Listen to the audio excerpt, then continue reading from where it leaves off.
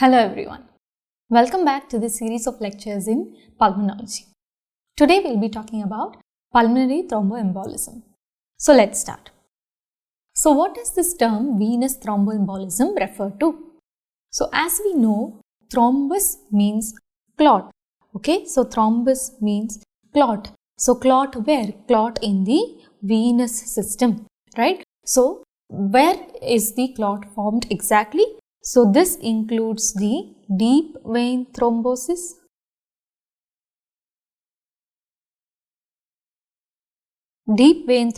which is DVT, and PTE, which is your pulmonary thromboembolism.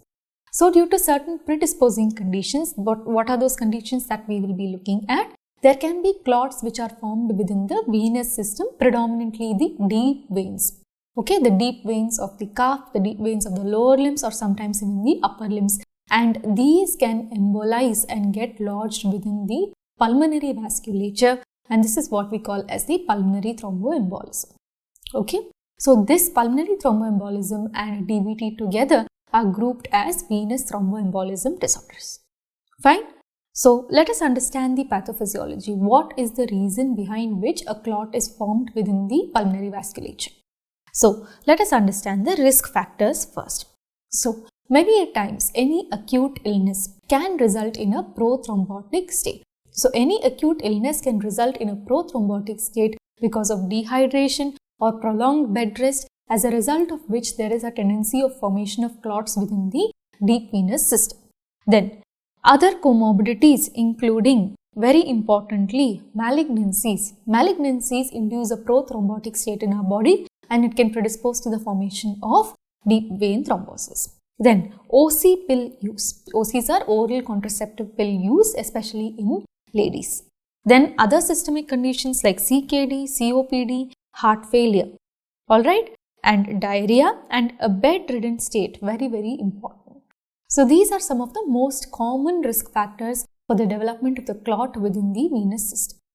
Okay, so apart from this, very important, especially the modern life, is a long haul travel, long haul air travel.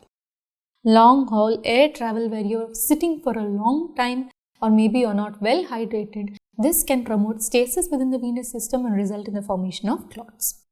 Okay, so always remember acute illness, prolonged bed rest, long haul air travel, cancers, OC pill use, bedridden states, and other systemic conditions like CKD or COPD or heart failure. All of this can predispose to the formation of your venous thromboembolism.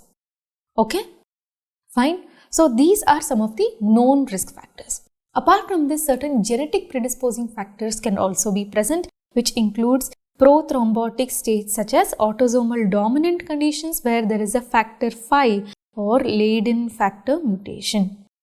Factor V or Leiden factor mutation, this is the most common inherited cause. This is the most common inherited cause for your venous thromboembolism. Then prothrombin gene mutation. These are all agents which prevent the clotting of blood, right? So mutations in these genes can result in unnecessary, unwanted clotting of blood. Then very important, your antiphospholipid antibody syndrome or your APLA syndrome is another important factor that predisposes to the formation of clots. Okay, fine. Now let us understand what are the underlying pathophysiological process which is responsible for the formation of these clots. So the first and the most important is that VTE is associated with a background of inflammation. It is associated with a background of unchecked inflammation. Second, there can be activation of platelets, and these platelet microparticles then cause stimulation of neutrophils. So unwanted or excessive activation of platelets results in the formation of platelet microparticles which stimulate the neutrophils.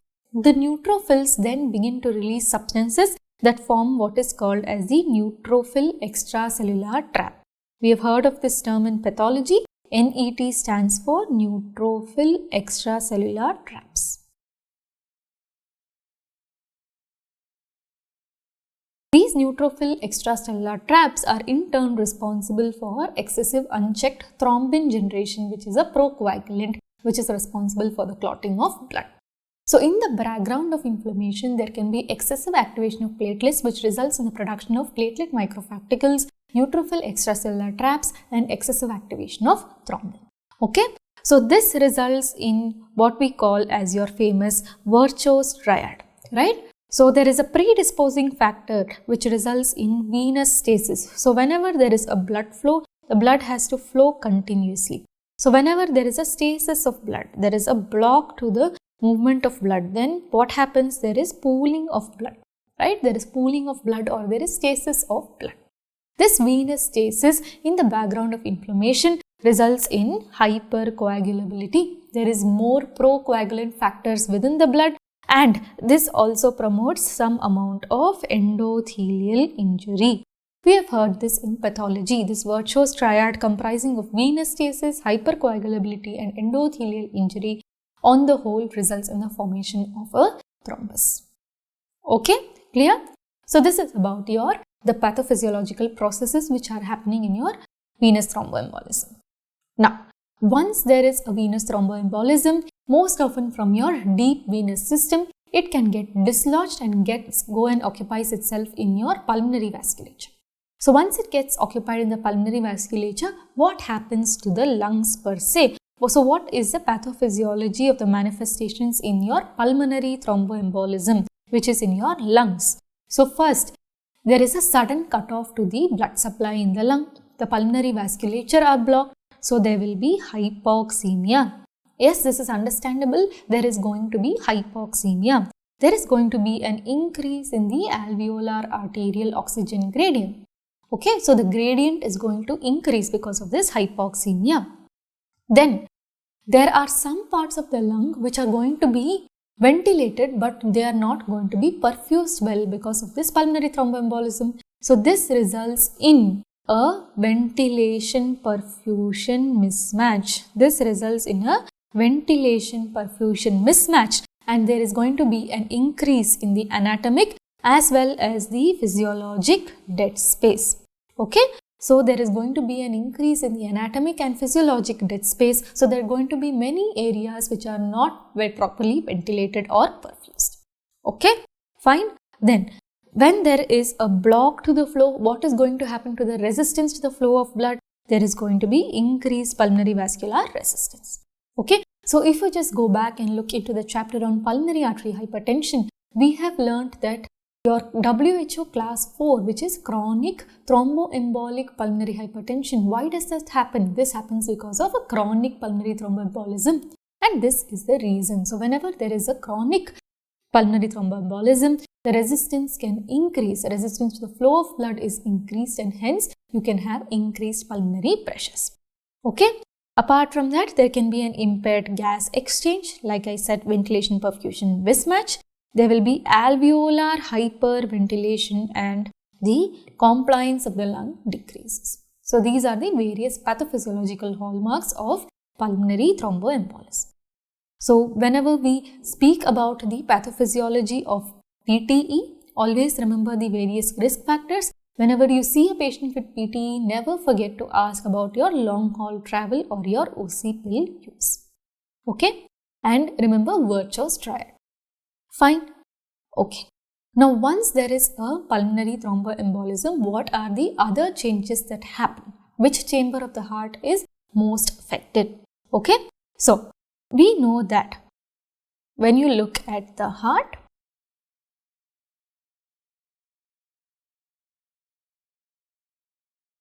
this is the RA, RV, LA and LV.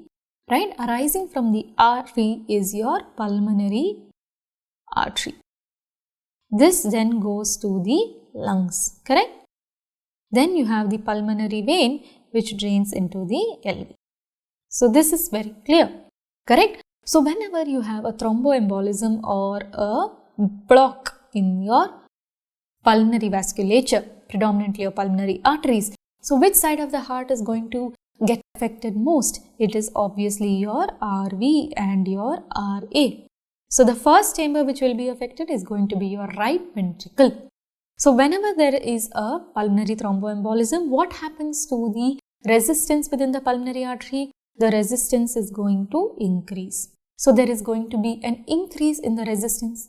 Now, if the resistance is going to get increased, what is in turn going to get increased? It is going to be an increase in the afterload to the RV, right? So the RV has to pump against a higher resistance. This is what you mean by afterload. So increased afterload is going to be resulting in what? An RV pressure overload. So this, I hope, is very, very clear.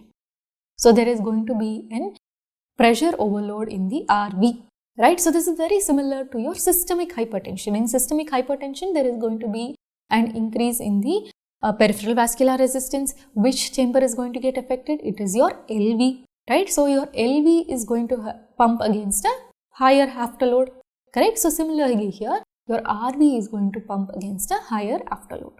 So there is going to be an RV pressure overload, and over the course of time, there can be RV dysfunction. If there is a massive pulmonary embolism, there can be an acute RV dysfunction. Okay, so amongst the first manifestations will be an RV dysfunction and RV failure. Okay, now what happens as a result of this RV dysfunction? Now, RV dysfunction can also result in decrease to the LV preload, correct? So, if your RV is not pumping out blood enough, then your LV remains underfilled. Your LV and LA remains underfilled. So, there is going to be a decrease in the preload to the LV, decrease in the LV cardiac output, and ultimately it is going to result in a decrease in the blood pressure. So, this is the reason why a massive pulmonary embolism presents with hypotension. A massive pulmonary embolism presents with hypotension because the RV dysfunction results in a decrease in the LV preload, and the LV cardiac output ultimately reduces. Okay. Also, an increase in the RV wall tension is going to cause decrease in the coronary perfusion as well. Okay. Fine. So, this is about the various pathophysiological changes and how the heart is affected during a pulmonary embolism. So, coming to the classification of PTE. It can be classified as massive, submassive and a low risk PTE. Okay. So, a massive pulmonary embolism is basically defined as when more than 50% of the pulmonary vasculature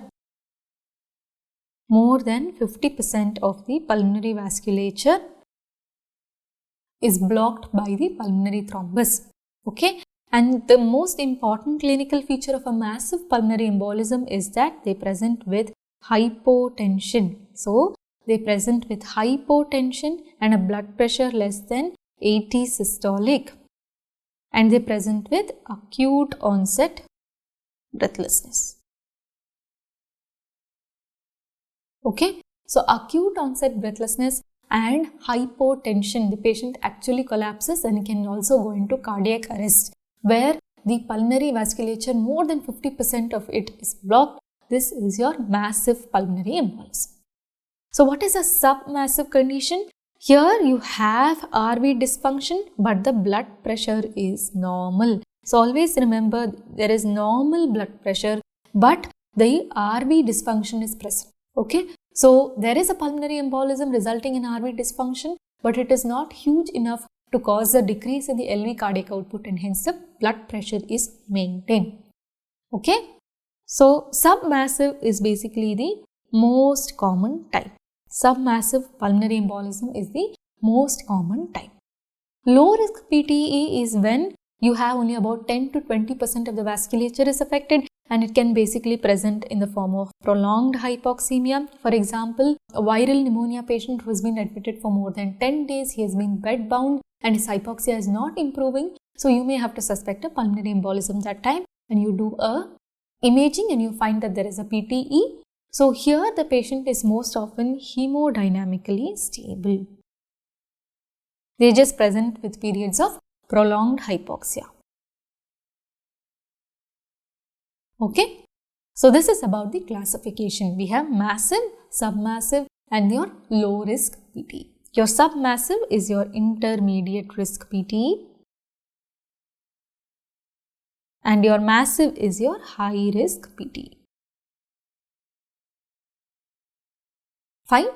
So always remember, your massive pulmonary thromboembolism presents with acute onset breathlessness and severe hypotension, and they can also go into cardiac arrest.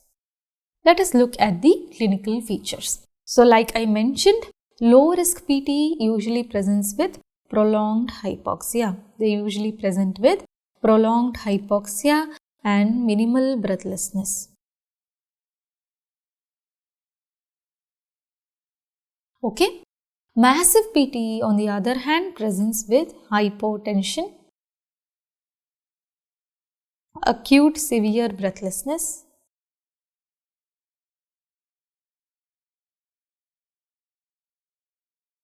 hypotension, acute severe breathlessness and severe RA-RV dysfunction. Okay, clear. Now let us look at what are the various means by which we can diagnose a pulmonary thromboembolism. Okay, so first we will look at the blood test. So first which we use is your D-dimer. Okay, so D-dimer is basically a breakdown product in your coagulation pathway, and this D-dimers usually have a age adjusted cutoff. So normally we take values more than 500 is considered to be elevated D-dimers. Okay, but if you look at elderly individuals, maybe of 70 to 80 years of age, their normal values itself have a higher cutoff. So if you look at the age adjusted D-dimer, we take age into 10 as the cutoff. So for a 70-year-old man, the cutoff will be around 700. Okay, so what is the use of D-dimer in the diagnosis of PTE? So the most important use is that it helps in ruling out PTE if it is negative. That means that if there is a positive D-dimer, it does not always mean that there is a pulmonary embolism. But if the D-dimer is negative, then we know for definitely that the PTE is a less likely possibility. Okay, so it helps in ruling out PTE, especially if it is negative. So it has a negative predictive value. So it's very, very useful because of its negative predictive value. So for example, I'll explain this with a clinical scenario. So if there is a patient with pneumonia who has been hospitalized for a long time and he is having persistent hypoxia which is not improving, then you do a D-dimer. If a D-dimer is negative, then we know that his hypoxia is predominantly due to the underlying disease process and that has to come under control. But if his D-dimer is positive, right, then we cannot clearly say that whether this is because of a pulmonary embolism or is it because of the underlying disease process itself. So in these cases, you may have to scan further and then decide whether a PTE is present or not. Okay, but if it is negative, for sure we can say that it is because of its underlying process and it is not because of PTE. So it helps because of its negative predictive value. Okay, fine. So the next thing that we look at is what we call as a clinical prediction rule, which is your modified Wells criteria. So as per this modified Wells criteria, we have certain clinical conditions which are given a particular score, and based on the total score, we decide whether a PTE is less likely or more likely. Okay, so a low clinical probability. A low probability is when the score is between 0 or less than 0. Okay, then a moderate probability of having a PTE is when the score is between 1 to 2, and a high probability of having a PTE is when the total score is greater than equal to 3. Okay, so what are the components of this modified Wells score? So active cancer is given a score of 1, paralysis, paresis or recent cast, a recent surgery, or if the patient has been immobile, then this is given a score of 1. Bedridden for more than 3 days or a major surgery in the past 12 weeks is given a score of 1. Tenderness along the distribution of the deep veins. So tenderness is also another very, very important clinical finding, especially for a deep vein thrombosis. So this is given a score of 1.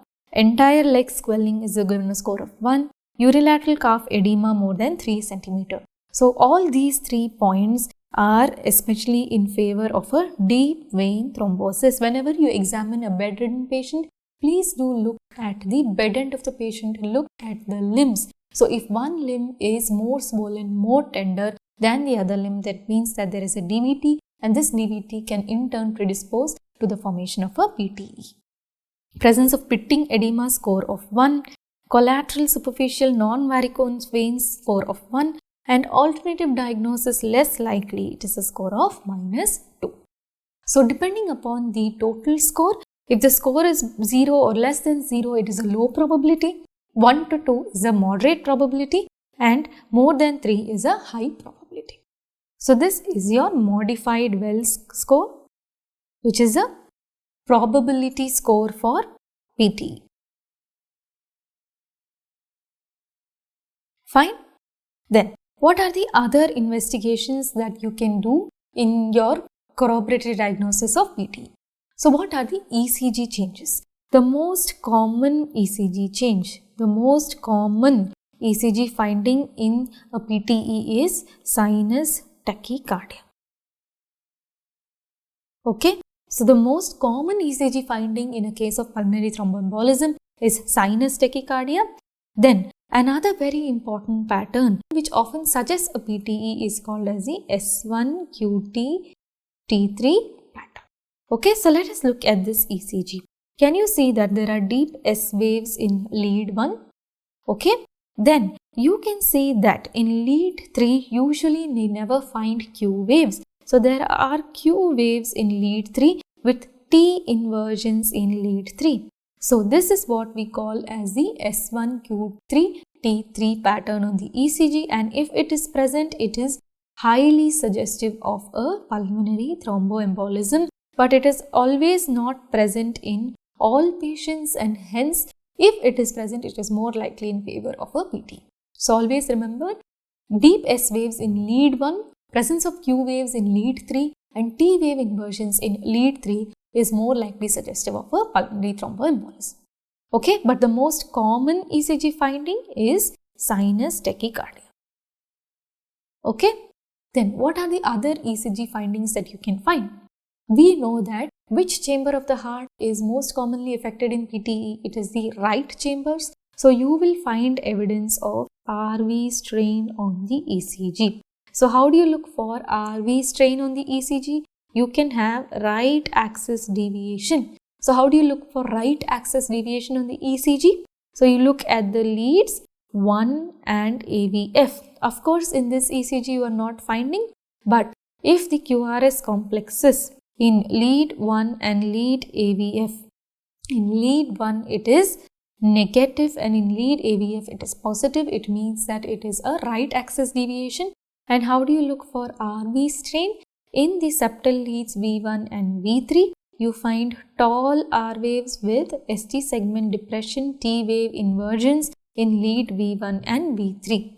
Okay, so this is your RV strain. So these are the various ECG findings that you can find in pulmonary thromboembolism. Then, what is the role of cardiac biomarkers? The cardiac biomarkers that we will be looking at are TROP-I and NT-proBNP. Okay, so TROP-I and NT-proBNP are the two cardiac biomarkers that we will be looking at. So what is the role of these biomarkers in your PTE? These biomarkers will definitely be elevated. Why? Because there is damage to your RV. So there will be RV strain, there will be RV dysfunction, and RV failure can result in elevated TROP-I, elevated NT-proBNP. So always remember that elevated troponin does not always mean myocardial infarction. So what is the role here? Yes, they will be elevated, but very, very importantly, they can be a prognostic marker. They can be a prognostic marker. Okay, fine. So this is about the ECG and cardiac biomarkers. Then let us look at the imaging. So what are the imaging findings? So very, very importantly, whenever you have a patient with pulmonary thromboembolism, you will have to do a venous ultrasound, an ultrasound which is basically a Doppler of the lower limbs, predominantly looking at the deep venous system. Why? Because most often the clots are lodged in the deep venous system, and it's only from there that they embolize to the pulmonary vasculature. Okay, so how does this ultrasound look? So whenever you put a probe and you do a Doppler study, this is how the common femoral vein and common femoral artery. Look at the femoral region whenever you do the ultrasound. So, when you put a probe over here, how do you differentiate the artery from the vein? The artery is smaller in diameter and the artery will appear pulsatile, and the common femoral vein is usually compressible. So, whenever you put pressure and you put a probe here, the artery remains like this, the vein becomes like this. Because of the pressure, it gets compressed, and this is what we call as the winking sign. This is what we look for when you do an ultrasound. You look for the winking. Okay, so if this winking is present, then there is no DVT. But if there is a DVT, you find that there is loss of compressibility. There is loss of compressibility, and you can also find some echogenic contents within. Okay, so this is how you use an ultrasound to find a deep venous thrombosis in your scan. Now, what are the imaging findings for pulmonary thromboembolism per se? So, let us look at the X-ray findings. So, these are some of the named signs that you should be aware of when it comes to PTE. So, can you see in this image, there is a peripheral wedge-shaped opacity?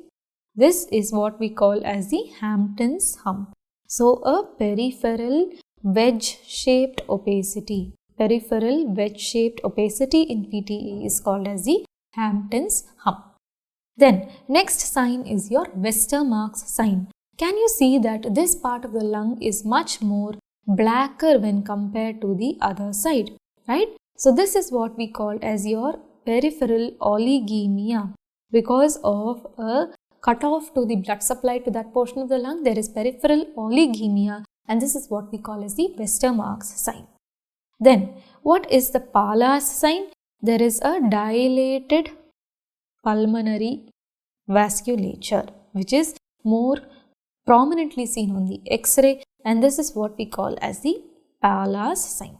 So, this is Hampton's hump, Westermarck's sign and Pallas sign, which are certain named signs on the X-ray of pulmonary thromboembolism. Then, next investigation is your echo. So, what will you find on the echocardiography? You will find evidence of RA and RV dysfunction. You will find that RA and RV will be dilated. You will find evidence of RA-RV dilatation and RA-RV dysfunction. Another very important sign on the echo that we should be aware of is something called as McConnell sign. Okay, McConnell sign. So, if you see the echo of a PTE patient, you will find that the LV and the apex is hyperkinetic. The apex and the LV is hyperkinetic, whereas the free wall of the RV is hypokinetic. Okay, so let me demonstrate it to you in this way. So, if this is your R wave, this side, whenever you look at the echo, this is the RA, this is the RV. So, apex is tethered to the LV. We know that there is RV dysfunction in PTE. So, the LV and the apex of the RV are tethered to one another and the LV becomes hypercontractile. But there is RV dysfunction. So, the mid wall of the RV is hypocontractile, whereas the apex and the LV are hypercontractile, and this is clearly seen on the echo, and this is what we call as the McConnell's sign. So, this is another important named sign on the echo of a PTE. Then, the investigation of choice for completely confirming the presence of pulmonary thromboembolism is your CT pulmonary angiography, where there is a contrast enhanced CT that is done, and it is an angiography where there is a non-invasive imaging of the pulmonary vasculature, and you can see that there will be a loss of the contrast uptake. Can you see here? I will highlight it for you. So, here there is a loss of the uptake. This is your pulmonary vasculature or your pulmonary artery, right? So, this is showing you that there is a definitive pulmonary thromboembolism. In a massive PTE, you can find that the thrombus is present throughout. It will be something like this. Okay. So you can find that the thrombus is present throughout the pulmonary artery in a massive thromboembolism, and this is what we call as the saddle thrombus. Okay, so a massive embolism is called as a saddle thrombus that you see on your CTPA. Apart from this, you can also do a ventilation perfusion scan where there will be decreased perfusion. Okay, so CTPA, for it to be done, you need to have a normal serum creatinine value because you're injecting a contrast which can worsen the kidney function. So in patients where you cannot really do a CT pulmonary angiography, you can go ahead and do a VQ scan. Fine. So that is about the various diagnostic features which you can use for your diagnosis of PT. Now let us move on to the treatment. So this is again your risk stratification. We had just looked into it. So always do a modified Wells score. Prior to your treatment of PTE.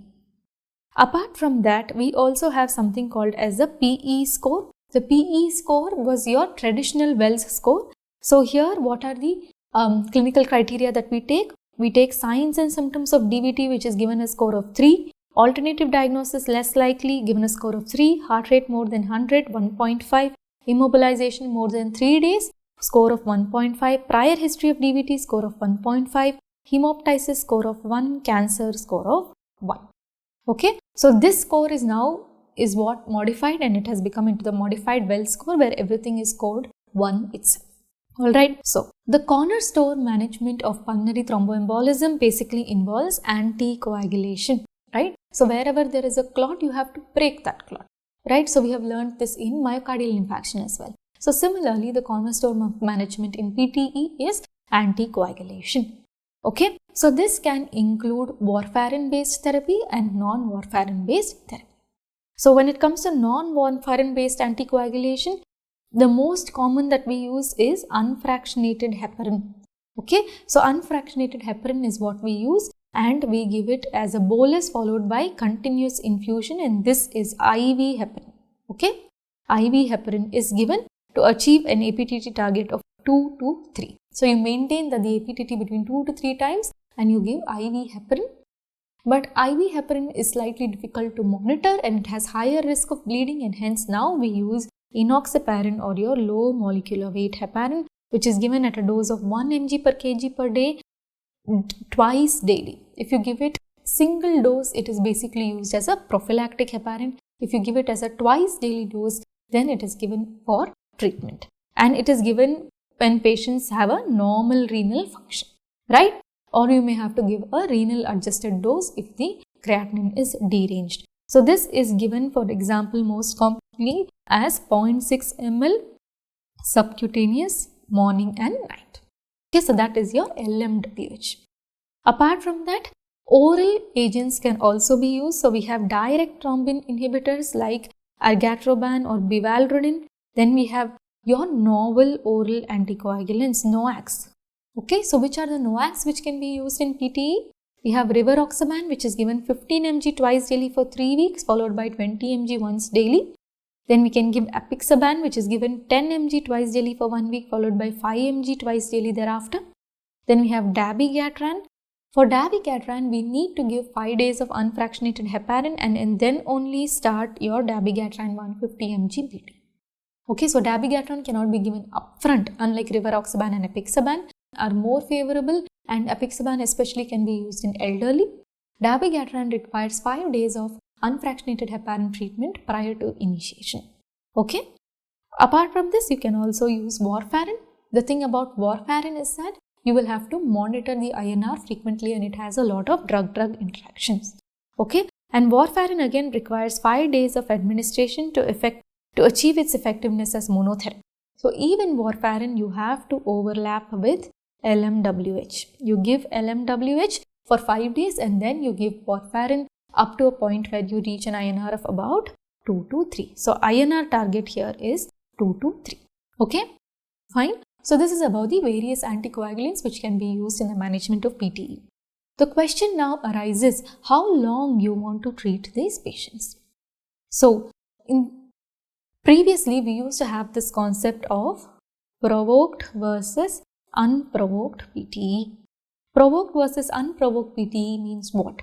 Provoked means there was an underlying reason for which this PTE could have happened. For example, maybe there was an underlying pneumonia, maybe there was an underlying OC pill use or a malignancy. So in these kind of patients, you give it for a period of about 6 months to 1 year, and then you can safely stop the anticoagulation. But when the PTE was probably due to genetic conditions like a latent factor mutation, then there is a chance of recurrent pulmonary embolism, and this cases of unprovoked PTE, they have not had a long haul air travel, they have not had any OC pill use, then these kind of patients where clear reason is not known, they might require lifelong treatment. They might require lifelong treatment to prevent future episodes of pulmonary embolism. Okay, now let us understand the management of massive pulmonary embolism. So, when it comes to the management of massive pulmonary embolism, the patient is going to be in hypotension, patient is going to be extremely breathless, and he is going to be a very, very sick patient. So, the first step is definitely volume replacement by IV fluids, 0.9% sodium chloride. You give them a bolus dose and you continue it at rate so that they remain volume depleted. And the most important step here would be you will have to take them up for an urgent fibrinolytic therapy. Okay, and the drug of choice for fibrinolysis, similar to how we use fibrinolysis in your acute stroke or in your acute MI, you have to give tissue plasminogen activator 100 mg over 2 hours. Okay, so this fibrinolytic therapy, prior to this, similar to how we have a checklist prior to MI or prior to stroke, here also it has to be followed. So there are certain definite contraindications for fibrinolytic therapy, for example, a concomitant hemorrhagic stroke or a bleeding diastasis, uncontrolled hypertension. So these kind of checklists have to be followed before administration of a fibrinolytic agent. Okay, fine. So these patients are very, very sick, and hence you have to act very quickly and the patients have to undergo fibrinolysis. But if there has been no improvement, not always did the clot lyse completely. So in these cases, you may have to go ahead for a pharmacomechanical catheter-directed therapy. So in this, you may have to do a embolectomy. Okay, you can do an embolectomy, or you can also do a catheter-directed therapy where through a catheter you reach the clot and then you try and inject the fibrinolytic into the vessel and try to lyse the clot. Okay, so these are the two ways in which you can further have a invasive therapy for pulmonary embolism. Okay, fine. So with this, we have come to the end of our chapter on pulmonary thromboembolism. Thank you.